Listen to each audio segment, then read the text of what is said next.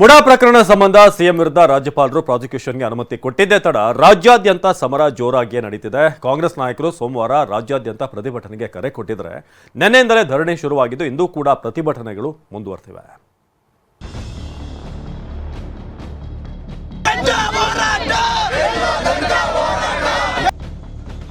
ಆಕ್ರೋಶದ ಅಗ್ನಿಜ್ವಾಲೆ ಹೊತ್ತಿದೆ. ರಾಜ್ಯಪಾಲರ ವಿರುದ್ಧ ರೋಷಾಗ್ನಿ ಧಗಧಗ ಅಂತಿದೆ. ಸೋಮವಾರ ಸಮರಕ್ಕೆ ಸಿದ್ಧವಾಗಿ ಅಂತ ಕಾಂಗ್ರೆಸ್ ಮೊಳಗಿಸಿದ್ದ ಈ ರಣಕಹಳೆ ನಿನ್ನೆಯಿಂದಲೇ ಸದ್ದು ಮಾಡ್ತಿದೆ. ಮುಡಾ ಪ್ರಕರಣ ಸಂಬಂಧ ಸಿಎಂ ಸಿದ್ದರಾಮಯ್ಯ ವಿರುದ್ಧ ರಾಜ್ಯಪಾಲರು ಪ್ರಾಸಿಕ್ಯೂಷನ್ಗೆ ಅನುಮತಿ ಕೊಟ್ಟಿದ್ದೇ ತಡ ಕಾಂಗ್ರೆಸ್ ನಾಯಕರು, ಕಾರ್ಯಕರ್ತರು, ಅಭಿಮಾನಿಗಳು, ಸಂಘಟನೆಗಳು ಸೆಟೆದು ನಿಂತಿವೆ. ನಿನ್ನೆಯಿಂದಲೇ ರಾಜ್ಯಾದ್ಯಂತ ಪ್ರತಿಭಟನೆ ನಡೀತಿದ್ದು ಇಂದು ಬೆಳಗ್ಗೆಯಿಂದಲೂ ಸಮರ ಶುರುವಾಗಿದೆ. ಟೈರ್ಗೆ ಬೆಂಕಿ ಹಚ್ಚಿ ಆಕ್ರೋಶ, ರಾಜ್ಯಪಾಲರ ಭಾವಚಿತ್ರಕ್ಕೆ ಮಸಿ. ಸಿಎಂ ತವರು ಜಿಲ್ಲೆ ಮೈಸೂರಿನಲ್ಲಿ ರಾಜ್ಯಪಾಲರ ವಿರುದ್ಧ ಸಮರಾಗ್ನಿಯೇ ಉರಿಯುತ್ತಿದೆ. ನಂಜನಗೂಡು ತಾಲೂಕಿನ ಬಿಳಿಗೆರೆಯಲ್ಲಿ ಕಾಂಗ್ರೆಸ್ ಕಾರ್ಯಕರ್ತರು ರೊಚ್ಚಿಗೆದ್ದಿದ್ದಾರೆ. ಟೈರ್ಗೆ ಬೆಂಕಿ ಹಚ್ಚಿ ರಸ್ತೆ ತಡೆದು ಕಾರ್ಯಕರ್ತರು ರಾಜ್ಯಪಾಲರ ವಿರುದ್ಧ ಧಿಕ್ಕಾರ ಕೂಗಿದ್ರು. ಇಷ್ಟೇ ಅಲ್ಲದೆ ಗೆಹ್ಲೋಟ್ ಭಾವಚಿತ್ರಕ್ಕೆ ಮಸಿ ಬೆಳೆದು ಕಿಡಿಕಾರಿದ್ರು.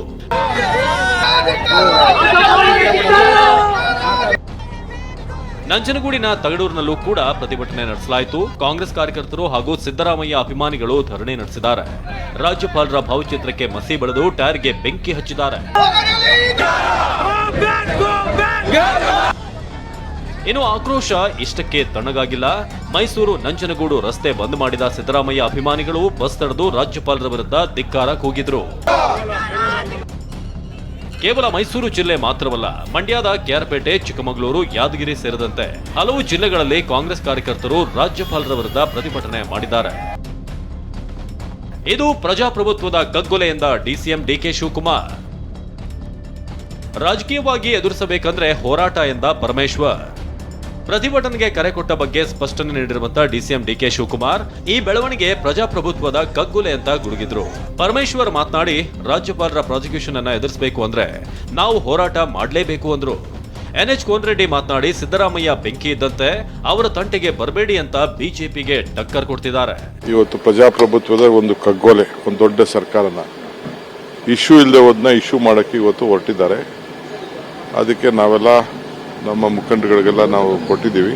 ಎಲ್ಲ ಜಿಲ್ಲಾ ಕೇಂದ್ರಗಳಲ್ಲೂ ಕೂಡ ಅವರು ಪ್ರತಿಭಟನೆಯನ್ನು ಮಾಡಬೇಕು, ಶಾಂತಿಯುತವಾಗಿ ಮಾಡಬೇಕು. ಕೆಲವು ಕಿಡಿಗೇಡಿಗಳು ಕೆಲವರು ಬಂದು ಮಿಕ್ಸ್ ಮಾಡಿಕೊಂಡು ಕರ್ಗಿಲ್ ಹೊಡೆಯೋದು, ಲಾಂಡ್ ಆರ್ಡರ್ ಪ್ರಾಬ್ಲಮ್ ಕ್ರಿಯೇಟ್ ಮಾಡೋದವೆಲ್ಲ ಮಾಡ್ತಾರೆ. ಅದಕ್ಕೆಲ್ಲ ಬಹಳ ಎಚ್ಚರಿಕೆಯಿಂದ ಇರಬೇಕು ಅಂತ ಹೇಳಿದ್ದೀವಿ. ಯಾಕೆಂದ್ರೆ ರಾಜಕೀಯವಾಗಿ ನಾವು ಅವರಿಗೆ ಉತ್ತರ ಕೊಡಬೇಕು ಅನ್ನೋದಾದ್ರೆ ಸ್ವಾಭಾವಿಕವಾಗಿ ರಾಜಕೀಯವಾಗಿ ಹೋರಾಟ ಮಾಡಬೇಕು. ಅದಕ್ಕಾಗಿ ನಮ್ಮ ಪಕ್ಷದ ಕಾರ್ಯಕರ್ತರಿಗೆ ಅಧ್ಯಕ್ಷರು ತಿಳಿಸಿದ್ದಾರೆ, ನೀವೆಲ್ಲರೂ ಕೂಡ ಹೋರಾಟ ಮಾಡಿ, ಶಾಂತಿಯಿಂದ ಹೋರಾಟ ಮಾಡಿ. ನಾವೇನು ಕಲ್ಲು ಹೊಡಿಬೇಕಾಗಿಲ್ಲ ಅಥವಾ ಬೇರೆ ಬೇರೆ ರೀತಿಯಲ್ಲಿ ಮಾಡಬೇಕಾದ ಅಗತ್ಯ ಇಲ್ಲ. ಪ್ರತಿಭಟನೆಗಳು ಮಾಡ್ತಕ್ಕಂಥದ್ದು ಅದು ನಮ್ಮ ಹಕ್ಕಿದೆ ಅಂತೇಳಿ ಅದನ್ನ ಮಾಡ್ತಾರೆ. ಬಹುಶಃ ನಾಳೆಯಿಂದ ಅದಕ್ಕೆ ಎಲ್ಲ ಕರೆ ಕೊಟ್ಟಿದ್ದಾರೆ. ನಾಳೆಯಿಂದ ಇಡೀ ರಾಜ್ಯದಲ್ಲಿ ಮಾಡ್ತಾರೆ. ನಿಮ್ಮ ರಾಜಕಾರಣ ಏನು ಬೇಕಾದಿಲ್ಲ. ಸಿದ್ದರಾಮಯ್ಯ ಸಾಹೇಬ್ರ ಉತ್ಸಾಹರಿಗೆ ಬಂದರೆ ಭಾಳ ಎತ್ತರ ಆಗುತ್ತೆ ಅವ್ರಿಗೆ. ಭಾರತೀಯ ಜನತಾ ಪಾರ್ಟಿಗೆ ಅಷ್ಟು ಸರಳ ಇಲ್ಲ. ನೀವು ತಡವಕ್ಕೆ ಹೋಗ್ಬೇಡ್ರಿ. ಒಂಥರ ಬೆಂಕಿದ್ದಂಗೆ ಭಾಳ ಪರಿಸ್ಥಿತಿ ಗಂಭೀರ ಆದೈತಿ. ನಿಮ್ಮ ಬಿ ಜೆ ಪಿಯವ್ರಿಗೆ ಹೆಸರು ಹೇಳೋಕ್ಕಿಲ್ಲಂಗೆ ಹೋಗ್ತೀರಿ ನೀವು ಉತ್ಸಾಹರಿಗೆ ಬಂದರೆ. ಅಂದರೆ ಆ ತಾಕತ್ತು ಮುಖ್ಯಮಂತ್ರಿ ಸಿದ್ದರಾಮಯ್ಯವ್ರಿಗಿದೆ. ನಮ್ಮ ಉಪಮುಖ್ಯಮಂತ್ರಿ ಅವರು ಜೋಡಿ ಎತ್ತಿದ್ದಂಗೆ ನಮ್ಮ ರಾಜ್ಯಕ್ಕೆ ಅಷ್ಟು ಒಕ್ಕಟ್ಟಾಗಿ 136 ಮಂದಿ ಎಮ್ ಎಲ್ ಎಗಳಿದ್ದೀವಿ. ಒಬ್ಬ ಗ್ರಾಮ ಪಂಚಾಯತಿ ಅಧ್ಯಕ್ಷ ಇದ್ದಾವ. 13 ಮಂದಿ ಮೆಜಾರಿಟಿ ಇದ್ರೆ 12ಕ್ಕೆ ಒಂದೇ ಕಡಿಮೆ ಇದ್ರೂ ರಾಜೀನಾಮೆ ಕೊಡೋಲ್ಲ. 136 ಇದ್ದಾರೆ. 2 ಸಲ ಇದ್ದೀವಿ. ಮುಖ್ಯಮಂತ್ರಿ ಸಿದ್ದರಾಮಯ್ಯ ಸಾಹೇಬ್ರು ಅಂತ ಹೇಳ್ಬಿಟ್ರೆ ಯಾವುದೇ ಕಾಲಕ್ಕೂ ನಾವು ರಾಜೀನಾಮೆ ಕೊಡೋಂಗಿಲ್ಲ ಅಂತ ಯಾರು. ಅದಕ್ಕೆ ಇಡೀ ನಮ್ಮ 136 ಮಂದಿ ಎಮ್ ಎಲ್ ಎಗಳದ್ದು ಬೆಂಬಲ ಇದೆ. ಸಿಎಂ ಸಿದ್ದರಾಮಯ್ಯ ನಿನ್ನೆಯಷ್ಟೇ ಹೈಕಮಾಂಡ್ ನಮ್ಮ ಜೊತೆಗಿದೆ ಅಂತ ಹೇಳಿದ್ರು. ಇದಕ್ಕೆ ಟಾಂಗ್ ಕೊಟ್ಟ ಕೇಂದ್ರ ಸಚಿವ ಪ್ರಹ್ಲಾದ್ ಜೋಶಿ, ಕಾಂಗ್ರೆಸ್ ಪಕ್ಷವೇ ಭ್ರಷ್ಟಾಚಾರದ ಜನಕ ಅಂತ ಕಾಲೆಳೆದಿದ್ದಾರೆ. ಹೈಕಮಾಂಡ್ ಕೂಡ ಸಂಪೂರ್ಣವಾಗಿ ಈ ಸಂದರ್ಭದಲ್ಲಿ ನನ್ನ ಜೊತೆ ಇರ್ತೇವೆ ಅಂತೇಳಿ ದೂರವಾಣಿ ಮೂಲಕ ಮಾತನಾಡಿದ್ದಾರೆ. ನೋಡ್ರಿ, ಕಾಂಗ್ರೆಸ್ ಪಾರ್ಟಿ ಹೈಕಮಾಂಡ್ ಇರೋದು ಭಾಳ ದೊಡ್ಡ ಆಶ್ಚರ್ಯ ಇಲ್ಲ. ಯಾಕಂದರೆ ಕಾಂಗ್ರೆಸ್ ಹೈಕಮಾಂಡನ ಭ್ರಷ್ಟಾಚಾರದಲ್ಲಿ ಇದೆ. ಯಾವಾಗಲೂ ಕಾಂಗ್ರೆಸ್ ಪಾರ್ಟಿ ಈ ದೇಶದಲ್ಲಿ ಭ್ರಷ್ಟಾಚಾರದ ಜನಕ.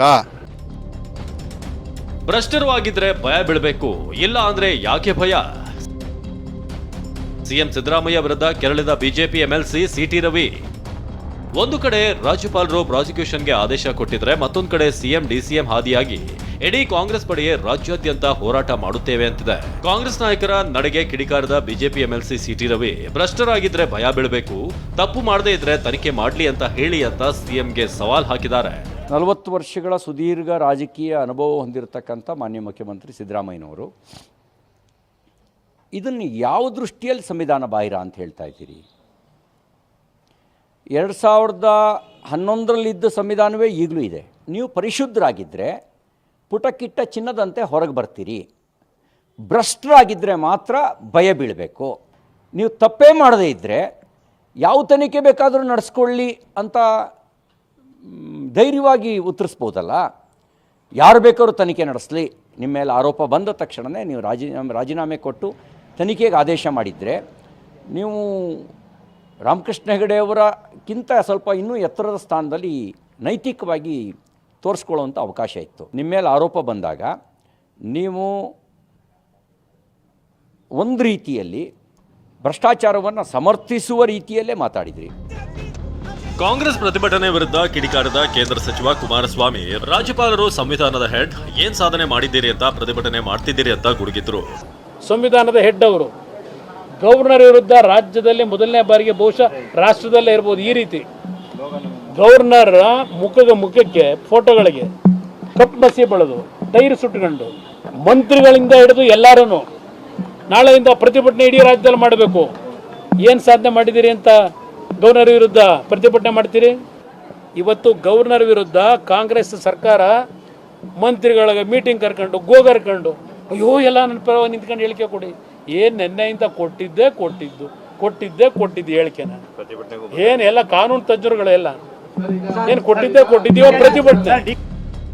ರಾಜ್ಯ ರಾಜಕಾರಣದಲ್ಲಿ ಸಿಎಂ ವಿರುದ್ಧದ ಪ್ರಾಸಿಕ್ಯೂಷನ್ ಬಿರುಗಾಳಿ ಎಬ್ಬಿಸಿದೆ.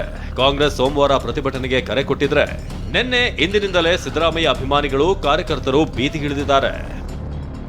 Bureau report, ಟಿವಿ9.